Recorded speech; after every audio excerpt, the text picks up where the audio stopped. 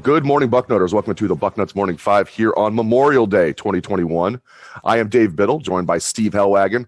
First and foremost, thank you very much to all the men and women that have served in our military. Steve, we wouldn't be doing this show right now if it wasn't for them. Oh, I know, Dave. And I read something really interesting. They talk about Armed Forces Day is for all of the current military. Veterans Day is for people who were able to retire and take their uniform off, and today is for all of the military that didn't get that opportunity to eventually leave the military. They gave their lives and paid the ultimate sacrifice for our freedom and our security, and God bless them and their families and everybody involved with the military for protecting us. But today is about remembering the sacrifices that were made so that we could live the kind of life that we live. So it's really just in a lot of ways, people will celebrate today and enjoy, and it really is the best weather that we've had all weekend is going to be today here in Central Ohio, finally up in the 70s today, and hope everybody makes a good day of it. Very well said. Very well said. Saying thank you doesn't even seem like it's even like a 1/1,000,000th enough of what those men and women did for our country. We're gratefully thankful for what they did for us. All right, let's move on and talk about some football, even though it seems trite to talk football now. Huge recruiting weekend for the Buckeyes. Absolutely huge coming up. Seems like they're going to have like tons of guys here for official visits, unofficial visits. Now, the entire month of June is going to be big, but they want to kick it off and have the first weekend be the biggest. They don't want these kids to be sitting around and waiting, as Mark Pantoni told us. They've been loyal. They wanted to get them here on the first weekend. So, man, it's going to be a crazy weekend. June 4th, 5th, and 6th, Steve.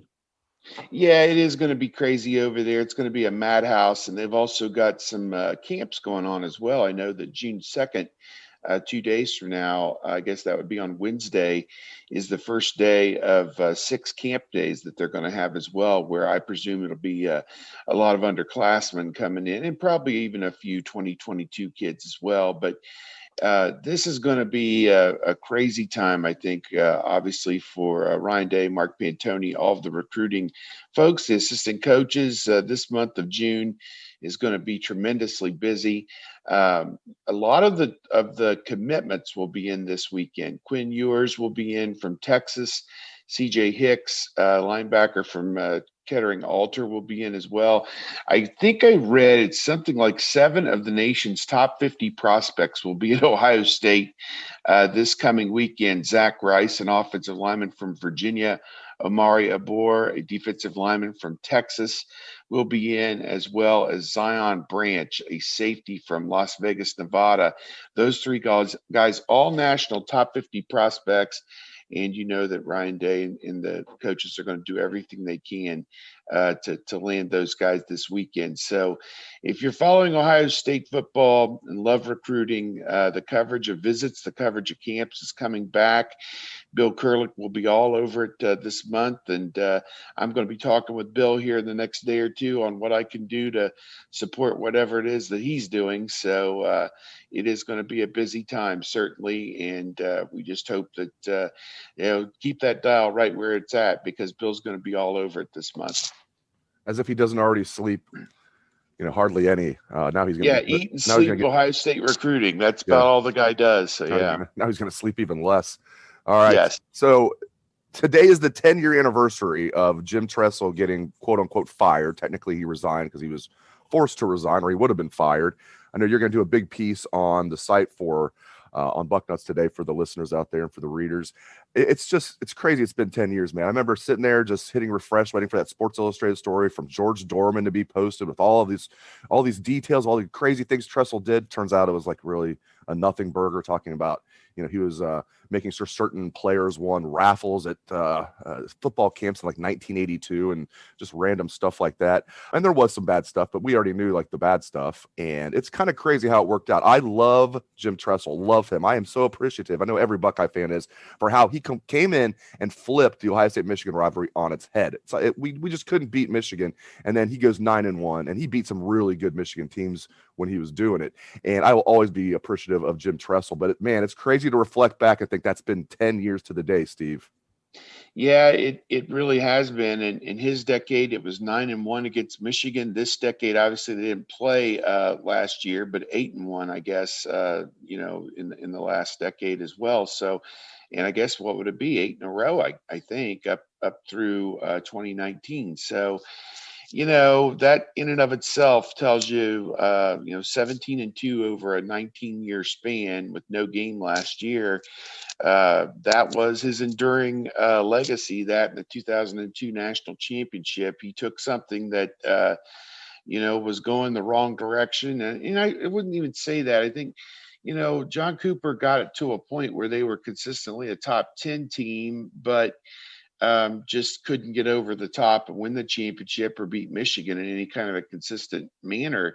And Tressel did that. And he passed it off. Luke Fickell was the coach for the 1 year, and then Urban Meyer came in and 7-0 against Michigan. He was with 3 Big Ten championships and the national championship in 2014. And the program's on great footing, with Ryan Day, back-to-back Big Ten championships, back-to-back playoff appearances, top 4.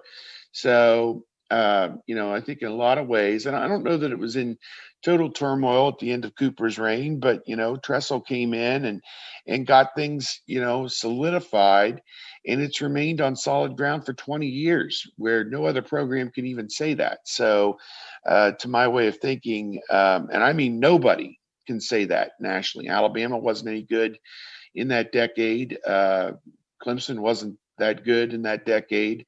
And those are the only 3 right now that you can consistently say are going to be, you can guarantee at the beginning of the season that at the end of the season, those 3 will be in the top 5.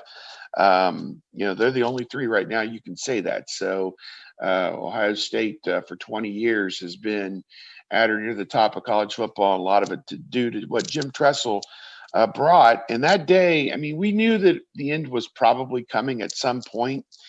I'll go back. We all know the whole story and everything that happened, but there was a television interview with Chris Spielman in April or May, probably after the spring game. And he had kind of broken ranks at that point and had said that some things to Clay Hall on television that,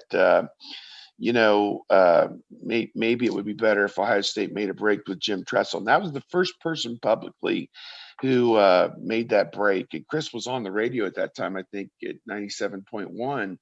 And I think people were surprised to hear him say that. But as the weeks followed, about 3 weeks after he said that, Gordon Gee, obviously, Gene Smith, met with Jim Tressel, and that was that. So it came as a surprise. I was awoken by the phone ringing at 8 a.m.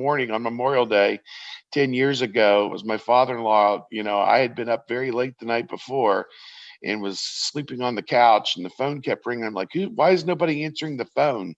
And it was my father-in-law saying, Steve, Jim Tressel's resigned. You better get to work. And that was about 8 a.m. that morning on Memorial Day 10 years ago. And yeah, we got to work. We had a busy time there for a while. So but all's well that ends well. And of course, Tressel, now the president, the last 6 years at Youngstown State. So he never got back into coaching and has done everything he can do to boost higher education in his part of the state up there, Akron, and then Youngstown State. So, hats off to him as well. He's an absolute legend. Like I said, I will always love him. And it's crazy. I remember thinking when he got fired, basically, I'm thinking, we just saw the golden age of Ohio State football. And man, it's not going to get any better than that, will it? And then we said the 2011 season, Luke Fickell, had both arms tied behind his back. I mean, you can't put it all on him. Now, I would say, maybe somebody who wasn't a rookie coach, someone maybe who was a more seasoned coach, a better coach would have, probably would have done better than 6-7 that year. But my point is, I remember thinking, did we just watch the golden age of Ohio State football? Is it ever going to be that good again? And then Urban Meyer comes in and takes it to another level. Now, not like a crazy other level. I mean, they each won one national championship, Meyer and Tressel, but it just took recruiting to another level now where Ryan Day has it. It's amazing to me how it worked out, Steve, because Jim Tressel, his tenure could not have, technically could have gone better. In my book, it couldn't have gone any better. And then for the level of Ohio State football to be raised with Urban Meyer and Ryan Day, it's incredible how it's worked out. They were supposed to be down for several years after that Tressel departure and how messy that was. But obviously they had the ace in the hole with Urban Meyer, who had, resigned from Florida the year before and was in television.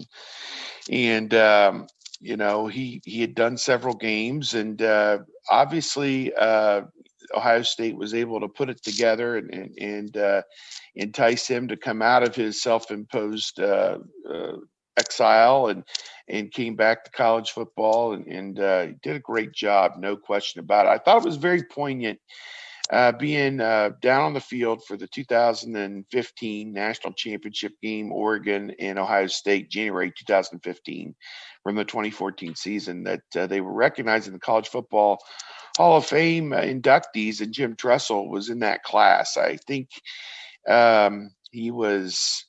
he may have just been inducted in December, or I don't know, or I guess he would have been, because they announced him in mid-year and then they inducted them late in the year. So he had been announced in mid-2014 and was being recognized at the championship game. And he was on the field shaking hands with Jeff Hireman and some of the upperclassmen that he had recruited to Ohio State who were about to win the national championship. Very poignant moment for him to be there and to see it through. The guys that he brought to Ohio State, we're winning the national championship that day. And it was great that he was a part of that.